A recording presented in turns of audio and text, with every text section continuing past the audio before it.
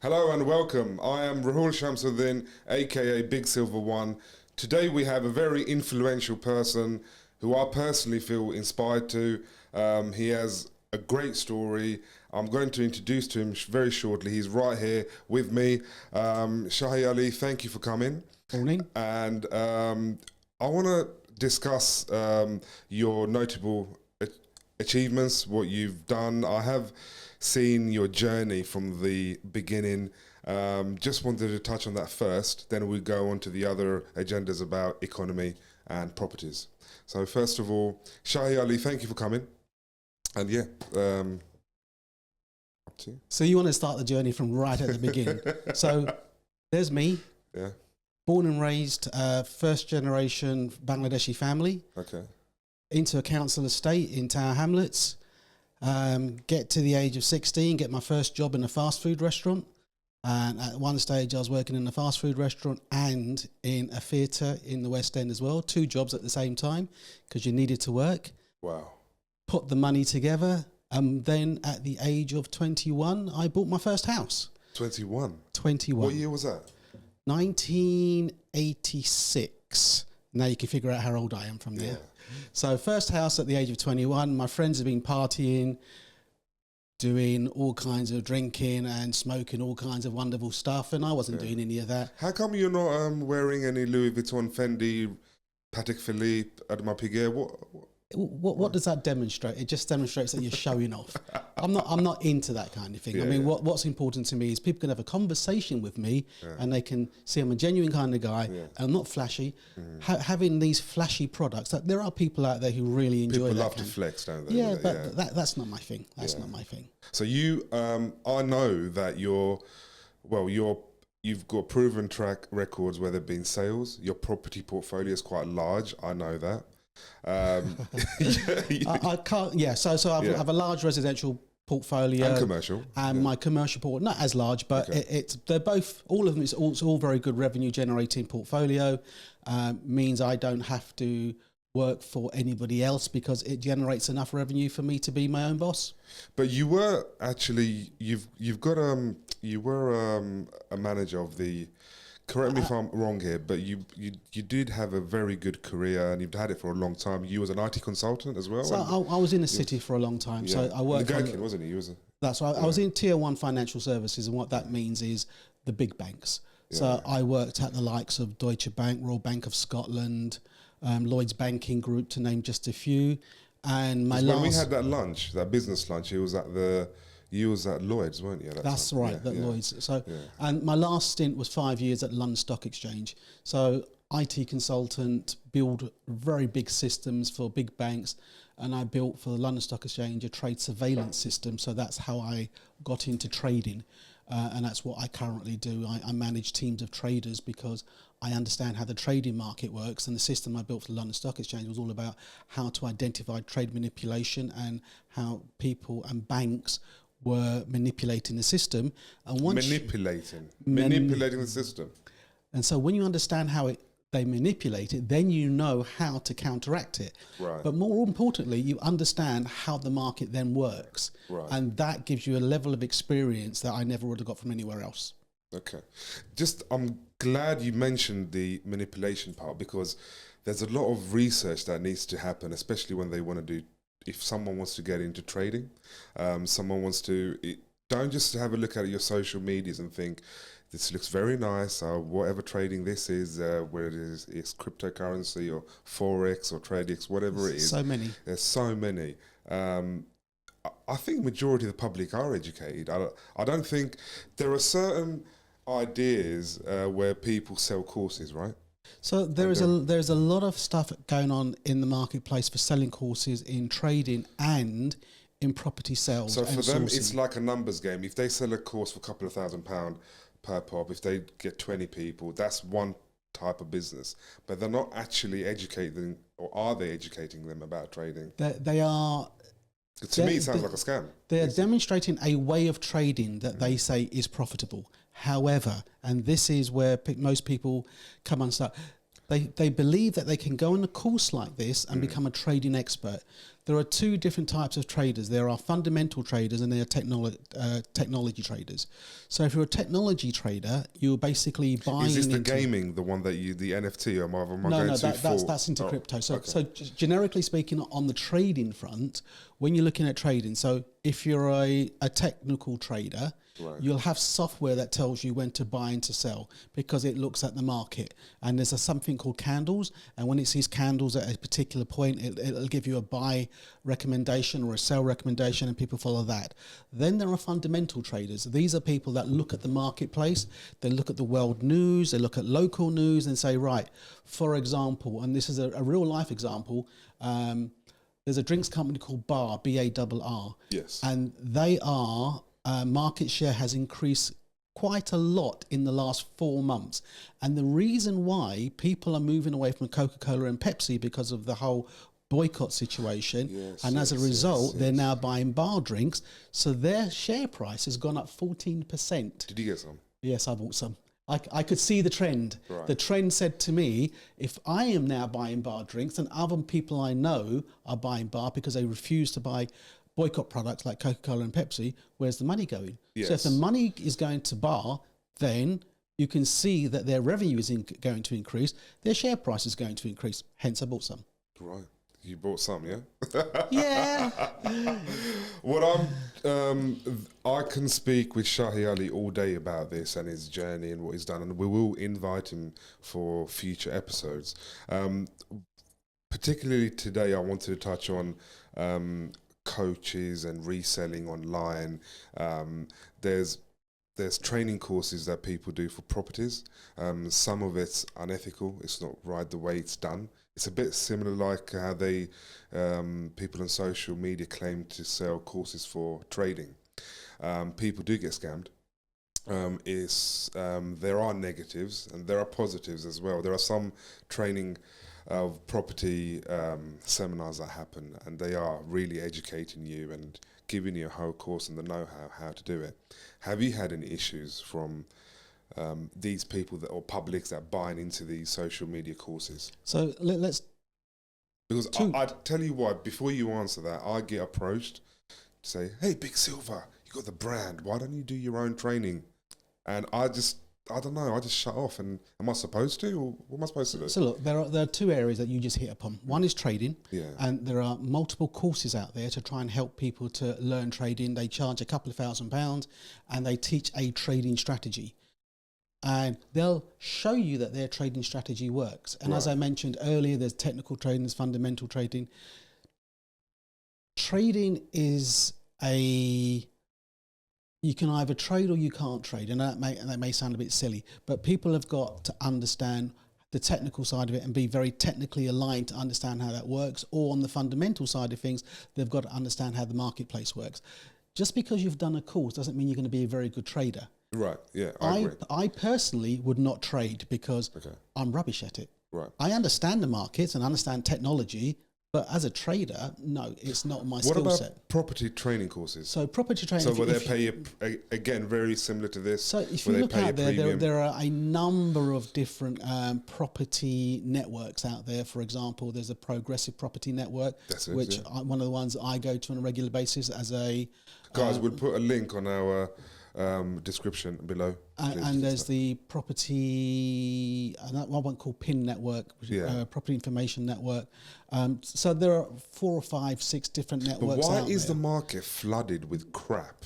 What I'm trying to get at is, I would say the viewers get in contact with us or Shahie Ali to see any, because you've actually vetted and and you've been to these ones that actually hold value to it. If I was just to look at one of the property ones, and there's a big thing which is called no money down. Okay. What does no money down mean? Yeah. That's actually incorrect. What it should say is no money left in the deal. What does that actually mean? And I'll give you a nice example, which is just so you can number crunch it easy. Yeah. If you're buying a property for £200,000, say, and you need to put down a 20% deposit, that's £40,000 cash. or £40,000 from somewhere has got to come in to help you buy that property. You may well buy that property for £200,000, refurbish that property and sell it for, let's say, £250,000. So you made 50 grand. That's right, yeah. And you sold it for 250, you've made £50,000 profit. That means all the money's come out, no money left in the deal. But you needed to have the money in the first place to buy it with the deposit and to do the refurbishment. So it's no money left in, not, as some people think, no money down, as in you don't put a penny down to start off with. That's not the case. So it's branded, it could be branded in a different way. So if I were to say to you, because we meet on different networking events and so on, it's a bit like having a good and bad contractor, a plumber, a mechanic, or whatever it is that you have.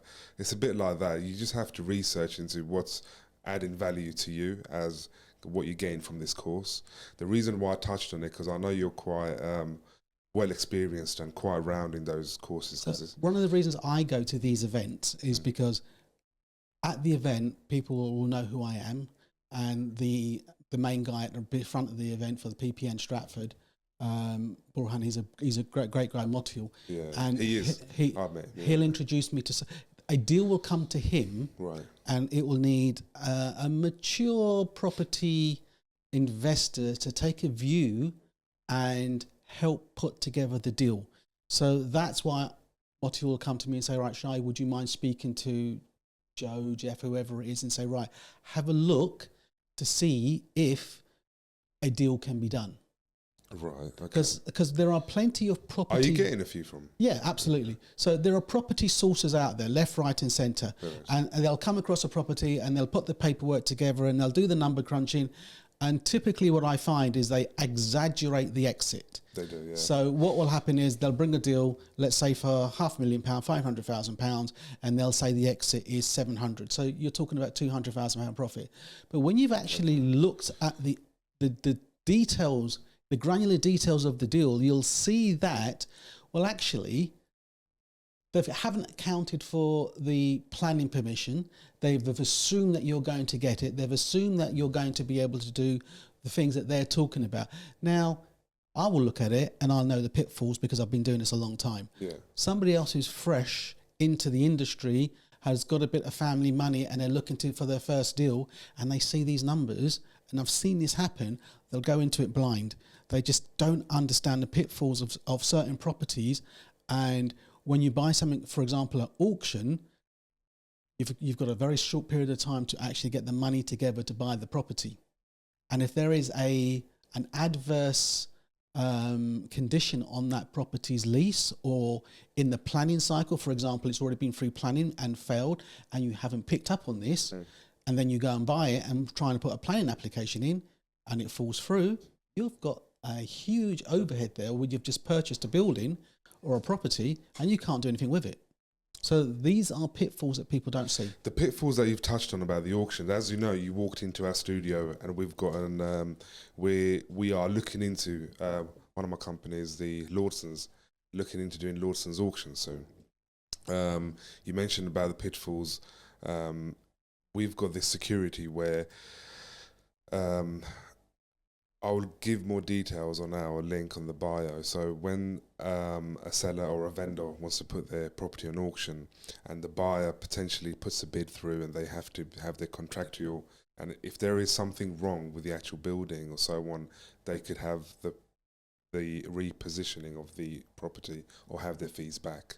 So that's what we're trying to do a bit different than the other auction is. So that's different because most auction houses, as soon as you place your bid and your bid is accepted, you're tied into a 10% deposit, non-refundable. Yes, I know that, yeah. So, and that's where some people who are new to auctions don't understand. No, they don't. It's not where you put down a 10% deposit before exchange and you don't exchange, you get your money back.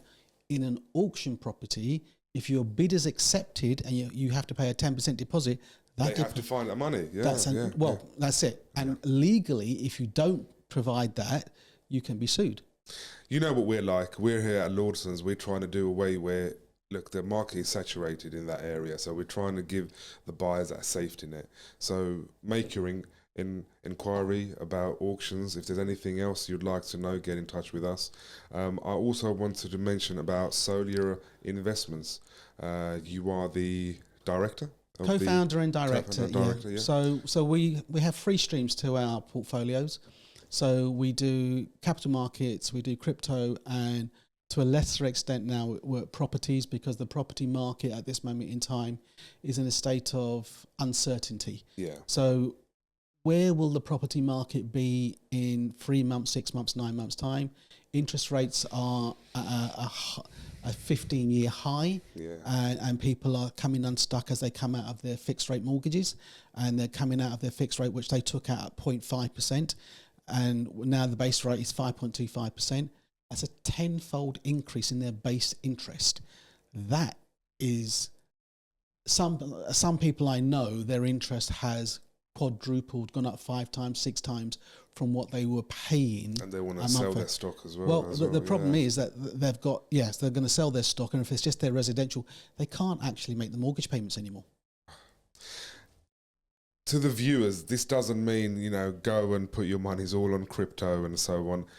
Get in touch with Shahie Ali at Solia Investments. He's got a track record.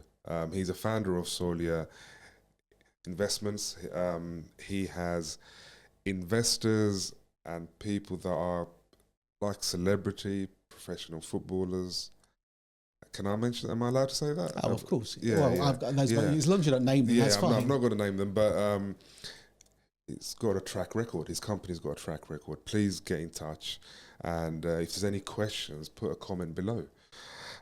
So we've touched on Shahie Ali's flexing.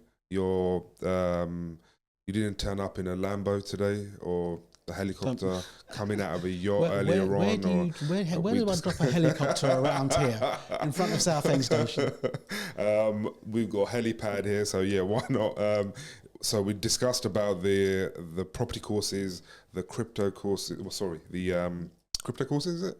Well, it's both crypto and so, trading. When you look at it, it's capital markets, which are the conventional regulated industry, and you have cryptos, which is to a large extent unregulated, and it's the wild west with cowboys and Indians.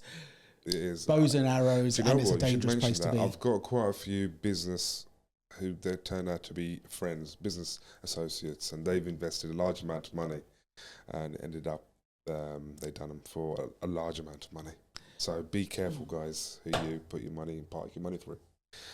It doesn't cost you anything. It'll cost you a bit of time. Just get in touch with us here at Big Silver One channel, Solia Investments, Shahie Ali. Just drop them a line. Is there anything else you want us to discuss, or that you want to just about the business and the current economy, independence, the next generation? So where do you see the economy going at this moment in time? Inflation, the government love to say that they are controlling inflation. Actually, the UK government is not controlling inflation. Who is controlling the inflation? So inflation is a worldwide thing. Right. And if you look at the globe, globally, we'll see where who's manipulating it? I'm not going to answer that one, sorry.